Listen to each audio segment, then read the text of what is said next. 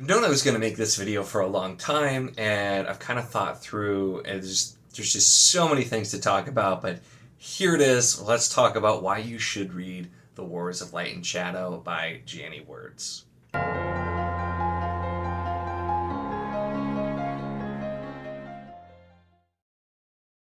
Hello and welcome to my channel. In this video, yes, we're going to be talking about the Wars of Light and Shadow. And if you've seen any of my other Why You Should Read videos, you'll know that I like to approach this as a why you should read, but also talk about the things that might make a series not for you as well.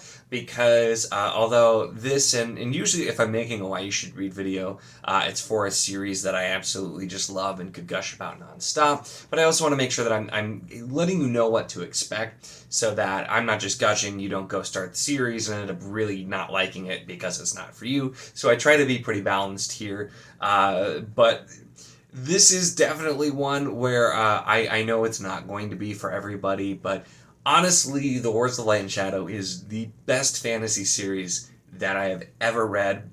And so it is something I do recommend giving a shot, and I'm going to kind of explain and go through a lot of the reasons why I love it, and just talk about different things depending on what type of reader you are, what you might find here that you enjoy. And like I said, I'll talk about some reasons why it may not work. But with no further ado, let's jump in and talk about it. So I'd be remiss if I didn't start with the world building, because I'm a huge world building fan. Don't worry, we are going to talk about characters and plot and prose and all that kind of stuff as well too. But I want to start with the world building because I absolutely love world building. A lot of my favorites, the world building's a big part of it. It's the reason the Wheel of Time is such a huge favorite of mine for so long, because of the expansive world building and all that here. And the world that Janny Wurts has created here is just phenomenal, and feels kind of unmatched and unlike anything I've ever actually seen. This is a very complex world, and even right off the bat in the first book, we're introduced to not only the fact the world that we're going to be spending the time of the series on, but we know that there are other worlds. Extremely early on, right off the bat, there are world gates. Our main characters start on a different world before they go through a world gate, so we know there are different worlds already. And so there's already kind of that aspect, and the way that that's handled with the different worlds, and the fact that they are relevant, because even in the first book we're moving to a different one. But the land of Aethera itself, and the way that this world is set up, is so complex and so rich and just beautifully crafted and created. And a big part of that is how both the magic and the nature and the world itself works. We find out a ton about the world and how there are flux lines and, electromagnetic currents that have to do with it, as well as just nature and different areas that are super involved. The magic itself is very big on involving the world itself and the powers that grants. And you have different people who use magic kind of differently, but the way that it's all set up, and with this world, it's a world set up where the Pravians have been gone for hundreds of years, and they're originally the people who were inhabiting the world, and we have humans here now, and the Pravians have been gone. The first book opens with Curse the Mistwraith, where the Mistwraith, which has also come from another world, is there and is this huge threat. So we're starting the scope pretty big when you think about it. But the thing is too, is the further you get, the more you see. And the interesting thing is, it's not even necessarily that Janny is continuously world building. It's more so that the further you get in the series, you start to understand what you've been shown from the very beginning a whole lot more. I've definitely read books where the world building increases. Like I said, Wheel of Time would be one. Crown of Stars, which is also behind me by Kate Elliott, we get more world building that keeps building each book. But with the Wars of Light and Shadow, so much of it is already there in the first book, and then some of the early books. You just don't have the context to fully understand it yet. And so as you learn more through the story, as you follow the characters, as you find out more, you start to really see the significance of a lot of things. And so it makes it feel very organic. And it doesn't feel like we're stopping to build out the world. It's like the world is here. It's always been here. These have always been the case, and yet we just didn't know enough to understand it. So the way this world has been crafted, like I said, it's nothing quite like anything I've read before. There are some elements that are going to be at least somewhat familiar to fantasy and that sort of thing. But what Janny Wurts has done is just so unique and so expansive, and I love learning more about the world and how people and nature and the Paravians and magic and all of these things interact with the world, and just finding out more details about the world in general is something that I absolutely love. Now, I know most people probably aren't like me and super into world building, or at least probably not to the extent. I know I'm kind of an outlier because world building is my favorite. Most people tend to be either character or plot driven. So let's talk about characters and plot. And we're going to start with characters first. And the approach to characters here is also something that is kind of unique, because we really get to delve in a lot to emotions and finding out who characters really are. And some of this has to do with the magic and the way that it works, and giving us really deep looks into the internal state and like deep into the minds of others. So it allows us to really get to know some of these characters. And the way the characters are developed is also just something that is handled really, really well, because of the fact that you get to know these characters, and yet Janny will also give you a character that you don't like, or that is like definitely seems like this is not a good character, this is a bad character, like as a person, not like badly written, just for the record. And yet, if she gives you a villain, she can also then come back and kind of make you either care about them or show you another side of them. And it's really done in such a, I think, realistic way, because you get that a lot in fantasy books where characters are one-to-one. It's good versus evil, and there is no good versus evil in this series. It may be called The Wars of Light and Shadow, but I think that kind of is part of what it gives you, is it shows how things can be seem to be analog while also being so much more complicated with that. And our characters are very complex, and my favorite character of the series, Arathon, is one of my favorite characters in all of literature that I've ever read, especially the further that I've gotten. But then there were other characters early on where I'm like, oh, I definitely don't like you. But then you'll get these moments where you really get to see deeper into them and kind of understand them. And so even if you're still like, I don't think this character is a good person, you can understand that. And she's done it again and again with some people who should be terrible people, or like there was one particular character who was, granted, a teenager, and he was just kind of an annoying teenager, as most teenagers are. And over time, I couldn't help but actually care for the character, because, even the smaller characters get a really, really great amount of development.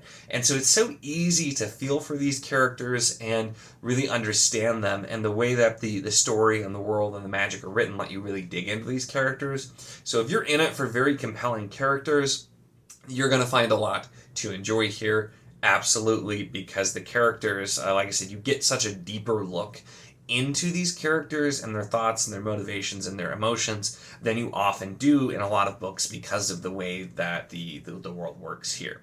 Talking about plot, and kind of going from there, and this is one that I think can kind of go both ways for people, because there is very much an overall plot going on.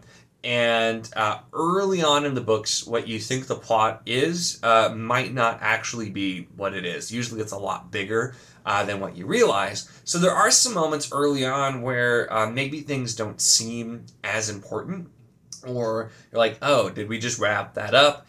And what I have to say about the plot here, and this kind of goes to the idea of foreshadowing as well, which we'll get to, but everything that happens is relevant. There is nothing that's just going to happen and mean nothing.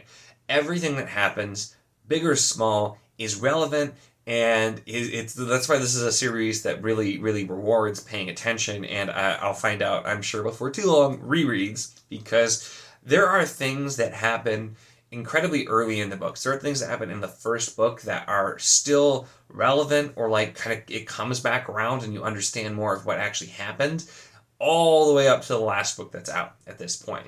So there are so many things that it might seem like, oh, this isn't that important, and it actually is. And that's not to say that there aren't really satisfying arcs and plot lines as well. The first book, I said originally in my review too, I felt like some things felt like they were tied up too easily, and then I immediately realized after starting the next book that like, oh no, they weren't at all. Like these things are still relevant, and everything is still going on with that. And book 2 is really where I fell in love, because I have the hardcover version over here, which is a combination of the two books that were split for paperback, which is Ships of Merrier and Warhost of Asmar.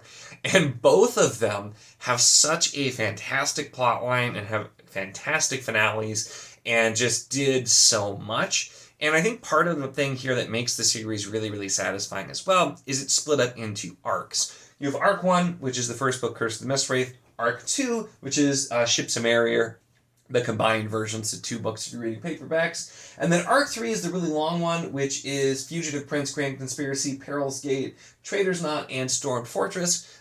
So that is 5 books long and is a really big arc.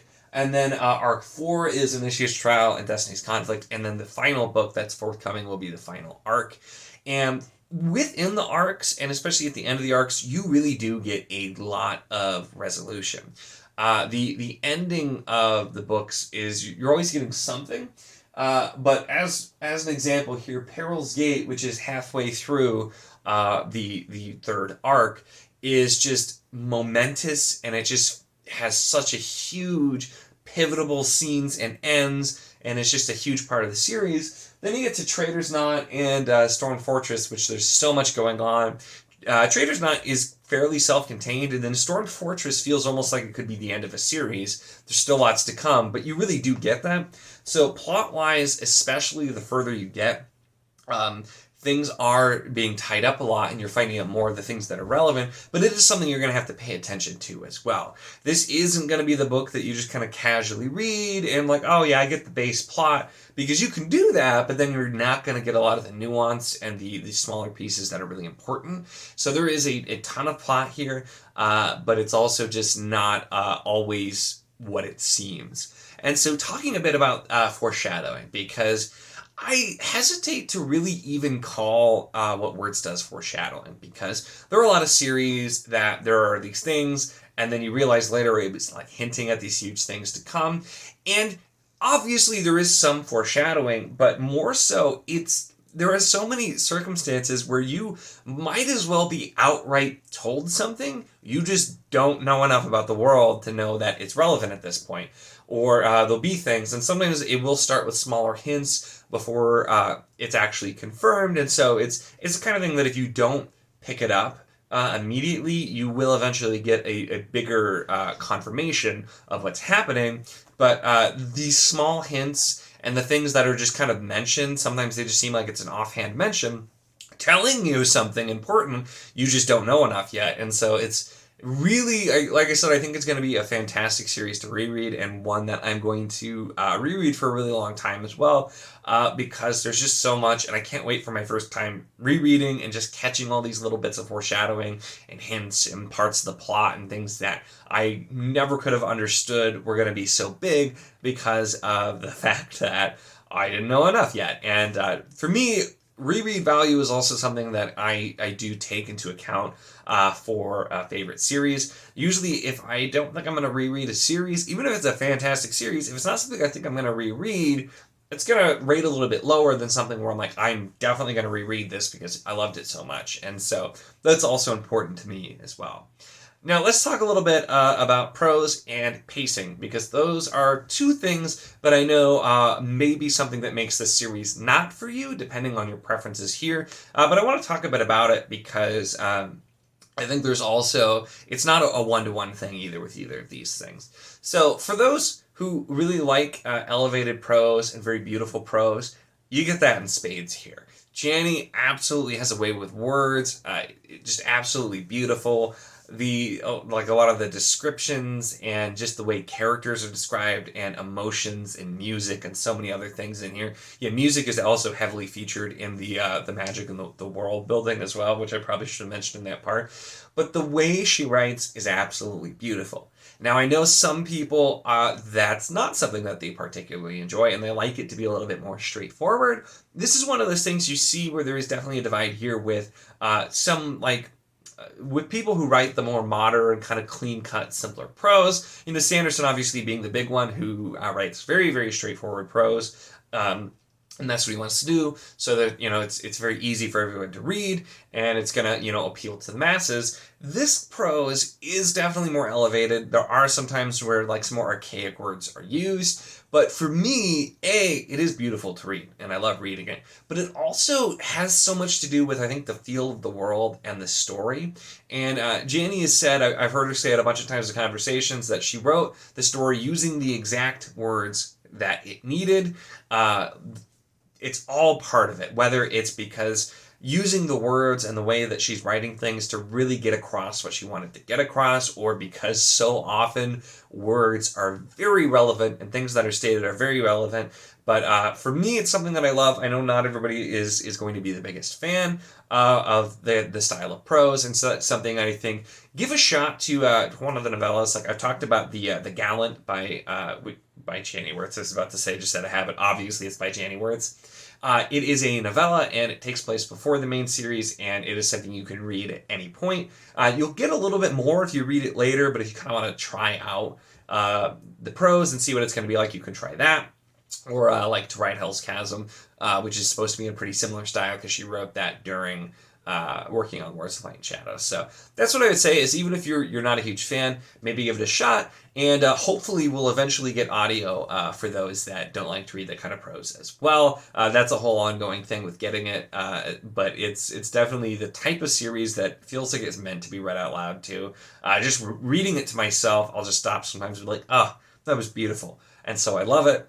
But let's talk too about pacing, because pacing is also something that can really either turn people on or off of a series. And if you've seen a lot of my videos and seen me talk about a lot of my favorites, I love my slow burn, my long series, and that's definitely to my taste. But I also know a lot of you are much more into faster paced types of books. So it is kind of a mix here is how I will say it.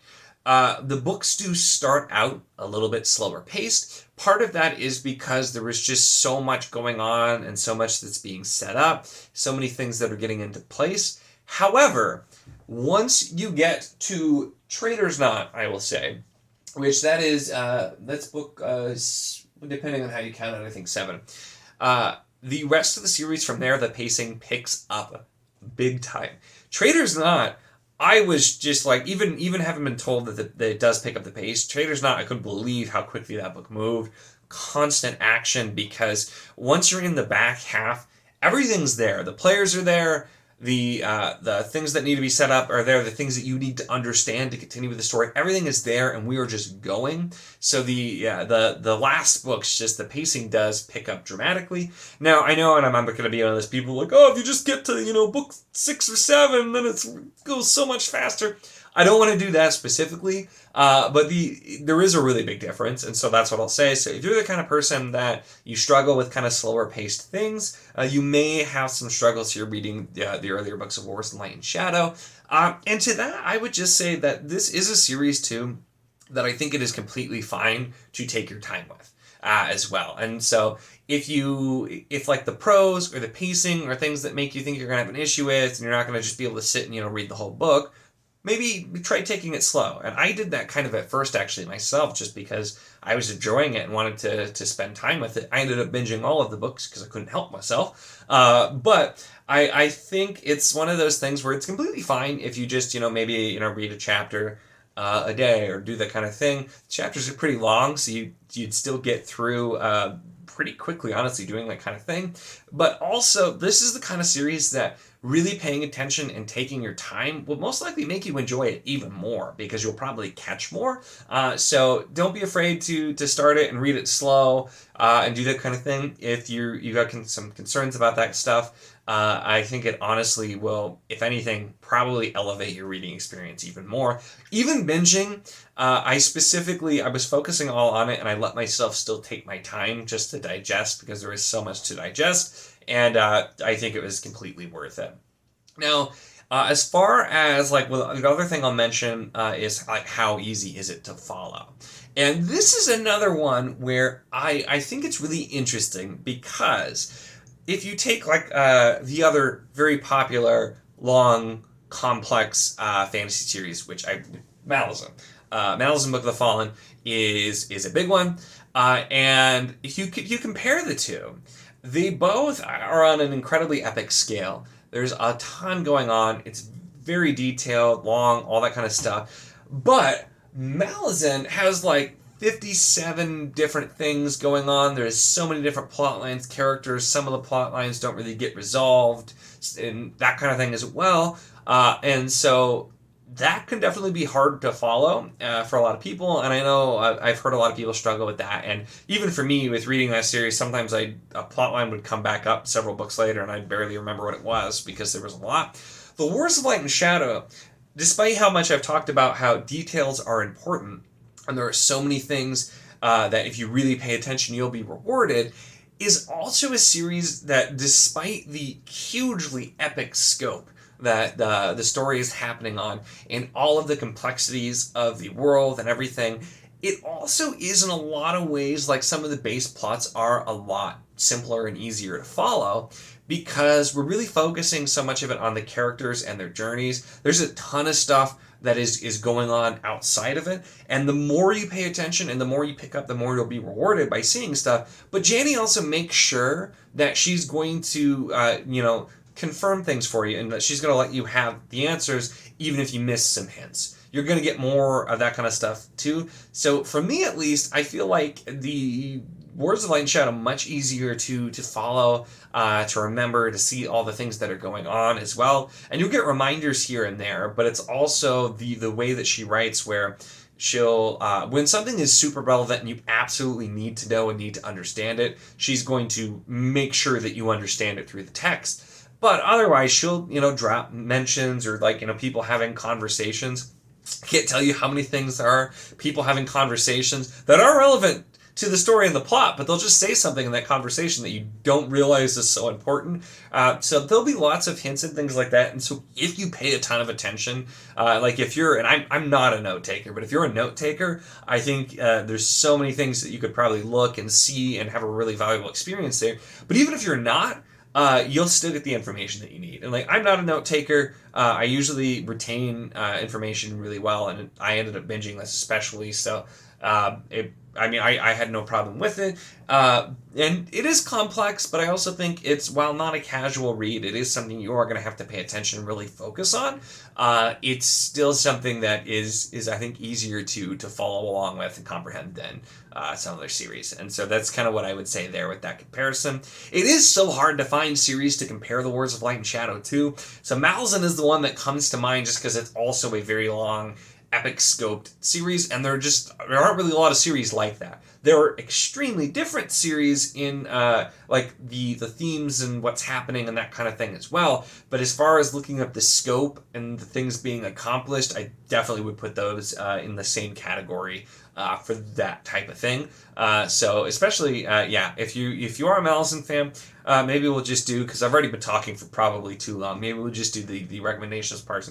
If you are a Malazan fan, if you read through Malazan and you really loved it, and you are somebody who's completely good with that, definitely check out Words of Light and Shadow, because it is another really complex, just super epic series, and I think there'll be a lot of overlap there as well. If you're a fan of any of the things like I said that specifically not everybody is, but if you like kind of slower, if you like nice prose, definitely check this out as well, because probably the most beautiful prose that I've read as well, if not just outright the most beautiful prose that I've read, and is just wonderful.